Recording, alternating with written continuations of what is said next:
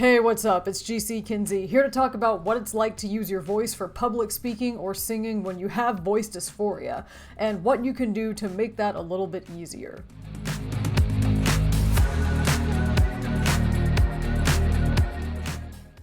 Voice can be a major source of dysphoria for a lot of trans and non-binary people. Society has very specific standards for what constitutes a masculine versus a feminine voice, and if your voice doesn't fit within those standards, that can lead to you being misgendered or disrespected or just not being seen correctly as who you are. And the dysphoria that results from that can really affect your willingness to use your voice around other people. Maybe you use self-checkouts in stores or get things delivered to your doorstep so you don't have to talk to a cashier. Or you stop ordering food from restaurants that don't have an online order form, where your only choice would be to call it in. Or you avoid phone calls or video chats with people because you only feel comfortable communicating over text. And the whole time, you can feel yourself becoming less confident and maybe more isolated because of the distress the sound of your own voice is causing you. For any of you watching who don't have voice dysphoria and may be struggling to understand this, think about the last time that you were on a phone or video call and there was an echo that made you have to hear your own voice played back to you. You know that extremely cringy nails on a chalkboard feeling it gives you? Just imagine that all day, every time you hear yourself speak because your voice is just wrong, and that might give you a small taste of what it's like. This can be especially challenging to deal with if you use your voice a lot as part of your career or your craft. If you're in public speaking like a politician or a teacher. If you're in customer service like a receptionist or a cashier. If you're in entertainment like an actor or a singer. You're going to be using your voice in public all the time. There's no escaping it. And if you have voice dysphoria, that's a special level of hell. I have a good bit of personal experience with this. On this channel, I'm constantly using my voice as both a vlogger and a singer, and I do a lot of public speaking as part of my day job as well. And I have a lot of dysphoria about my voice, particularly my speaking voice. So I want to give you some insight into what that's like and how my voice dysphoria affects me in those situations, and share some things I do to make it suck a little bit less. First, a bit of background. I've always felt weird about my speaking voice, even long before I knew I was trans or could put a name to my dysphoria. In my teens, I was constantly torn between the fact that I liked having a voice on the lower end of the spectrum for someone who was assumed to be a woman, versus worrying about how that lower pitch would come across to others. Would they find it unattractive or off-putting or whatever? And as I got older, this got even worse because I became aware of what people call the customer service voice, and how my voice was definitely not that. So I started developing one, thinking that I would need more of that bright and perky tone to get and keep a job one day. Or even to make friends, because I didn't think I sounded engaging or interesting enough without it. And I really hated how, even though I was sounding more and more like what other people wanted to hear, I was sounding less and less like myself. Then as I was getting closer to age 30 and realizing I might be trans, my voice started to bother me for a whole different reason, because it was very clearly too high-pitched to be read as a masculine voice. So this lower voice I had become so self-conscious about as a teenager when measuring myself against feminine standards was suddenly nowhere near low enough for me as a trans-masculine person, and that was a lot to process. I hated how the exact same voice that had gotten me relegated to one of the guys as a teenager suddenly had people asking me why I sounded like a girl when I showed up wearing a beard. I was frustrated at myself for all the time and energy I'd put into that customer service voice, which was not only useless to me now, but was actively making it harder to sound more masculine. And most of all, I just couldn't believe how long it had taken me to realize why I'd always had a problem with the way my voice sounded. And just to throw a layer of complication on top of all of this, I had very different feelings about my singing voice. I've always loved to sing, but I started getting more serious about it around maybe 4th, 5th grade. And then when I was going through puberty during middle school, my voice dropped from the mezzo-soprano into the alto range, and finally settled out in the contralto range, the lowest voice part for women, when I was in high school.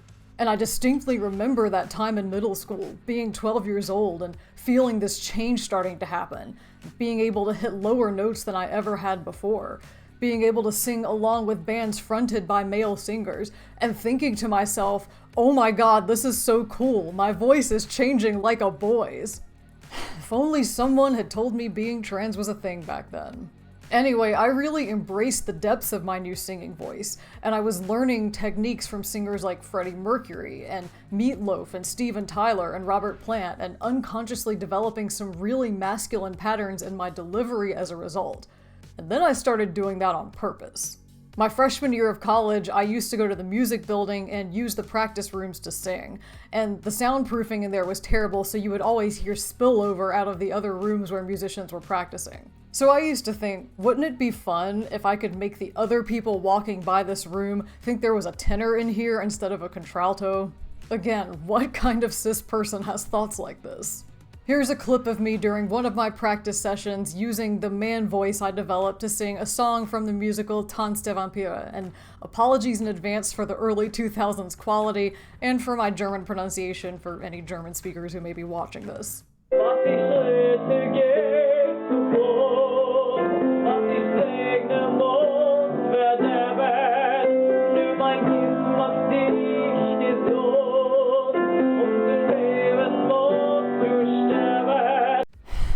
You ever wish you could just reach through a screen and crack somebody's super obvious egg? As time went by and I started questioning my gender and then transitioning, I never had the same level of dysphoria about my singing voice as I did about my speaking voice, though my singing voice did have its limitations. The lowest notes in my range weren't quite as low as a true tenor can go, even if I could sound like a tenor most of the time. And the higher parts of my range, my mixed voice going into my head voice, were something I underused because I could never get that to sound as masculine as my chest voice. But in spite of that, I was still really happy with my singing voice overall, and I think that's because compared to my speaking voice, it's a lot easier to control. There's more room to sound masculine naturally when you're performing a song versus when you're just talking to someone, because you have a broader range of pitches to work with and a lot more ways that you can play around with your delivery. When you talk, there's only so low you can go and so masculine you can try to sound without coming across like you're forcing it. So while speaking in front of others was bothering me more and more, singing in public was still a place of refuge.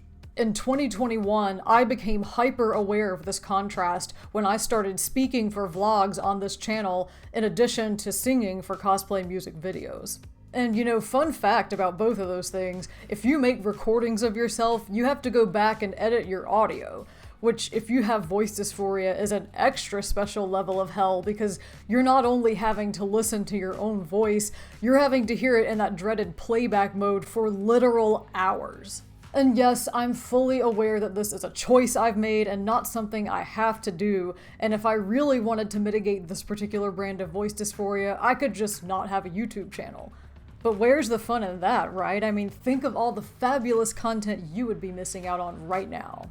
In all seriousness though, I have a passion for music and a lot of experiences as a queer person that I want to share with the world. And I refuse to let voice dysphoria stop me from doing either of those things. So I've had to find strategies to help me deal with it enough to keep creating content for this channel. And I want to share those strategies because I know I'm not the only one in this situation and I want to help where I can. The first strategy was the simplest one: pretending that I'm editing footage of someone else. This is what gets me over the hurdle of, oh god, I sound like that every time I play back my footage, and creating that layer of distance between myself and the clips I'm editing helps give me some protection from my dysphoria. Of course, this technique is a lot easier if I'm editing music because that's audio only. I don't have a video reminder that, hey, this is actually me. Plus, most of the time when I'm singing, it's in the character of the song, so it really isn't me. And when I'm editing a cosplay music video, that's a character too. The irony here is that most of my dysphoria is around speaking rather than singing, so that makes all of these vlogs a lot harder to edit with this particular technique. I have to work extra hard to separate myself from the talking head on the screen, but with time and practice, I figured out how to do that consistently. I'm also aware that this tactic probably counts as a form of disassociation, and I'm not sure how healthy it is to be purposefully disassociating on a regular basis, but it allows me to crank out content, so... My second strategy was a little more involved and time-consuming, and that was voice training. I started training my voice during the summer of 2021, And for speaking, my goal was to sound more masculine. I have another video about that entire process and some of the things I did, so you can check that out if you want to learn more. For singing, I already had a pretty good handle on sounding masculine, so my goal there was to strengthen the lowest notes in my range and try to gain a few new ones. And I'm proud to say that my training was successful on both of those fronts. Before training, the lowest note I could sing and sustain fully supported was an F3. But within the first month after I started, I was able to extend that down to E3, which you can hear in this clip from one of my cosplay music videos. Dream of better lives, the kind which never hates, held in a state of serenity and grace. And by 10 months in, I was comfortably all the way down to the C-sharp 3, which you can hear in this clip from an upcoming cosplay music video. Fireworks with a wet fuse, flying planes with paper wheels, to the same Achilles heel. Make them dance just like you. The lowest note I've ever managed to hit is the B2, although I can't hit it reliably or sustain it for very long or with any kind of support. It comes out really breathy and strained. But that's how my D3s and E3s were coming out before training, so hey, progress. As for my speaking voice, I'm just gonna let this comparison between my first ever makeup tutorial and one I recorded after 8 months of training speak for itself. Hey, what's up? It's GC Kinsey, and this is my mascara beard makeup tutorial. Hey, what's up? It's GC Kinsey, and this is my Loki of Jotunheim drag makeup tutorial. Now, while I was unbelievably stoked at that level of progress, I want to be 100% transparent and say that it did plateau around that point, the 8 to 9 month mark. And I'm not really sure why, but maybe that was just when I hit the limit on how physically low I could get my voice without straining or sounding unnatural. Meaning I know I can hit lower pitches because I do that when I'm singing, but like I said earlier, if I try to talk the way I sing, it sounds really bizarre. I also want to point out that in spite of how far my speaking voice has come, it still doesn't get perceived as a masculine voice by anyone listening to it. On the phone, I get about a 50-50 split between people either misgendering me as a woman or opting not to gender me at all. And I've never had anyone call me sir or dude or bro or anything like that based solely on my voice. So that's obviously frustrating, and of course it means that voice dysphoria is still an issue for me. But even after I hit that plateau in training, I knew I still needed to use my voice, and I wanted to be able to celebrate the progress I had made rather than just thinking about how far I still had to go. So that led me to my third strategy, which was consuming a lot of audio content made by trans people and listening to a lot of trans voices. I mostly did this through other YouTube channels and podcasts. I listened to trans people of all sorts of different genders, at different ages and stages and points in their transitions, and I cannot even begin to tell you how unbelievably helpful this was. Just hearing how much variety and richness and beauty there is in the voices of our community was incredible. Some of the people I listened to mentioned their voices as part of the videos they were making or part of the conversations on the podcast they were on. Some expressed frustration with their voices that mirrored a lot of my own. Others owned their voices and were proud of them even if they didn't meet society's expectations. But most of them didn't talk about their voices or make any mention of voice dysphoria at all. They were just speaking from the heart. And listening to all of those voices helped me feel so much better about my own, because it really proved that there's no one particular way any person of any gender should sound, and that includes me. And finally, my fourth strategy was starting testosterone, but I'm not going to go into depth about that one because hormones aren't for everyone. I did just want to mention it though in the interest of full disclosure. At the time I'm recording this, I'm 1 month in. No voice changes so far, but I am keeping up very diligently with my training for both speaking and singing to help make the changes a little bit easier whenever they do start to come. I hope all of this information was helpful if you have dysphoria about your voice and you have to use your voice a lot around other people. And I want to wrap up with my number one advice. Don't let your voice dysphoria silence you.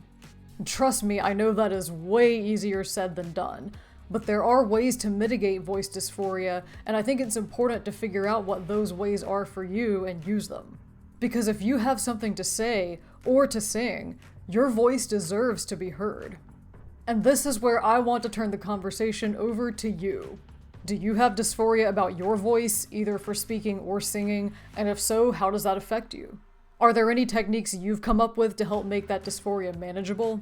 Do you have any questions about all this? Drop a comment below and let's get a discussion going.